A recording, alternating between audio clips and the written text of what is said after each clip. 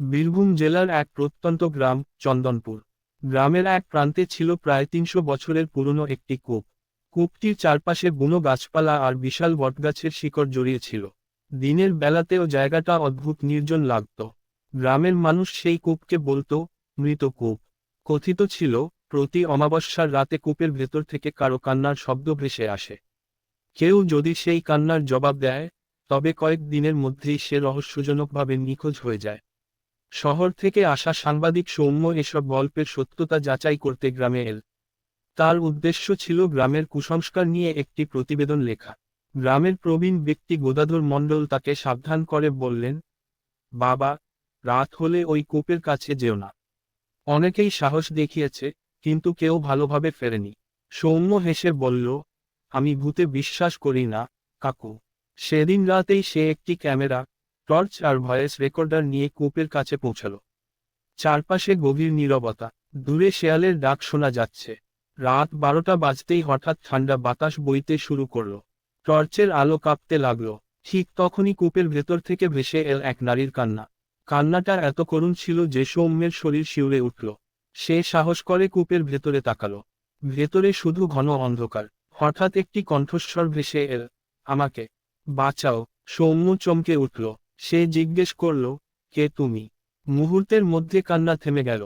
তারপর কূপের ভেতর থেকে ধীরে ধীরে উঠে এল একটি সাদা হাত। হাতটি যেন তাকে ডাকছে। সৌম্য কয়েক পা পিছিয়ে গেল। হঠাৎ তার ক্যামেরা নিজে থেকেই ছবি তুলতে শুরু করল।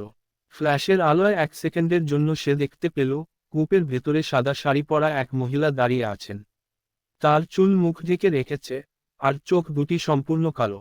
পরের মুহূর্তেই সব অন্ধকার। ভয়ে সৌম্য দৌড়ে গ্রামে ফিরে এল। পরদিন সকালে সে ক্যামেরার ছবি দেখতে গিয়ে স্তব্ধ হয়ে গেল। প্রতিটি ছবিতে সেই মহিলা একটু একটু করে কূপের ভেতর থেকে ওপরে উঠে আসছেন। শেষ ছবিতে তিনি ক্যামেরার একেবারে সামনে দাঁড়িয়ে। কিন্তু আশ্চর্যের বিষয়, ছবি তোলার সময় সেখানে কাউকে দেখা যায়নি। সৌম্য ছবিগুলো নিয়ে গদাধর মণ্ডলের কাছে গেল। সব ছবি দেখে বৃদ্ধের মুখ ফ্যাকাশে হয়ে গেল। তিনি বললেন, এ হলো কুন্তলা। প্রায় 80 বছর আগে গ্রামের কিছু লোভী মানুষ তাকে ডাইনি অপবাদ দিয়ে এই কূপে ফেলে হত্যা করেছিল। মৃত্যুর আগে সে বলেছিল, যারা তার কান্না শুনেও উত্তর দেবে, তাদের সে নিজের কাছে টেনে নেবে। সৌম্য এসব বিশ্বাস করল না। সে ঠিক করল, আবার রাতে কূপের কাছে যাবে। অমাবস্যার পরের রাত, সে আবার কূপের সামনে দাঁড়ালো। রাত ঠিক 12টায় কূপের জল নিজে থেকেই ঘুরতে শুরু করল। তারপর ধীরে ধীরে কূপের ভেতর থেকে উঠে এল সেই মহিলা। এবার তার মুখ স্পষ্ট দেখা গেল। চোখ দুটো ফাঁকা, ঠোঁটে অস্বাভাবিক হাসি। তিনি বললেন, তুমি আমার ডাকে সাড়া দিয়েছ। এবার তুমি যাবে না। হঠাৎ চারপাশে কুয়াশা নেমে এল। সৌম্য দৌড়াতে গেল, কিন্তু তার পা যেন মাটির সঙ্গে আটকে গেছে।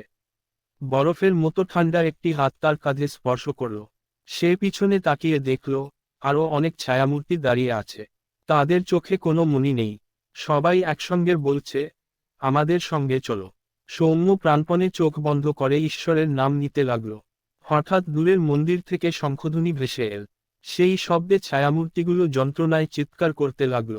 এক ঝলক প্রবল বাতাস এসে চারপাশের কুয়াশা সরিয়ে দিল। সৌম্য মাটিতে পড়ে গেল। ভোর হলে গ্রামের মানুষ তাকে কূপের পাশেই অজ্ঞান অবস্থায় খুঁজে পেল। জ্ঞান ফেরার পর সে গ্রাম ছেড়ে শহরে ফিরে গেল। কিন্তু ঘটনাটি সেখানেই শেষ হয়নি। শহরে ফিরে ছবিগুলো কম্পিউটারে খুলতেই সে দেখল, শেষ ছবিতে শুধু সেই মহিলা নন, তার নিজের মুখও রয়েছে। আর ছবির নিচে কাদার মতো কালো দাগ দিয়ে লেখা, পরের অমাবস্যায় আমি আসব। সৌম্য আতঙ্কে ছবিগুলো মুছে ফেলল। হার্ড ডিস্ক ফরম্যাট করল। নতুন কম্পিউটার কিনল। তবুও প্রতি অমাবস্যায় রাত 12টায় তার স্ক্রিনে সেই একই ছবি ভেসে ওঠে। ছবির মহিলাটি প্রতিবারই একটু একটু করে আরও কাছে চলে আসেন। 1 বছর পর ছবিতে আর কূপ দেখা গেল না। শুধু দেখা গেল সৌম্যের ঘরের দরজার সামনে সাদা শাড়ি পরা সেই নারী দাঁড়িয়ে আছেন। ঠিক তখনই দরজায় 3বার ধীরে ধীরে টোকা পড়ল। ঠক ঠক ঠক। ভয়ে কাঁপতে কাঁপতে সৌম্য দরজার ছিদ্র দিয়ে বাইরে তাকালো। বাইরে কেউ নেই, কিন্তু মেঝেতে ভেজা পায়ের ছাপ দেখা যাচ্ছে। পায়ের ছাপগুলো ধীরে ধীরে দরজা পেরিয়ে ঘরের ভেতরে ঢুকতে শুরু করল। আর সেই রাতের পর থেকে সৌম্যকে আর কখনো কেউ দেখতে পায়নি। আজও চন্দনপুর গ্রামের মানুষ বলে, অমাবস্যার রাতে যদি মৃত কূপের পাশ দিয়ে যাও, তবে কান্নার শব্দ শুনেও কখনো উত্তর দেবে না, কারণ মৃত কূপ এখনও তার পরের শিকার খুঁজে বেড়ায়।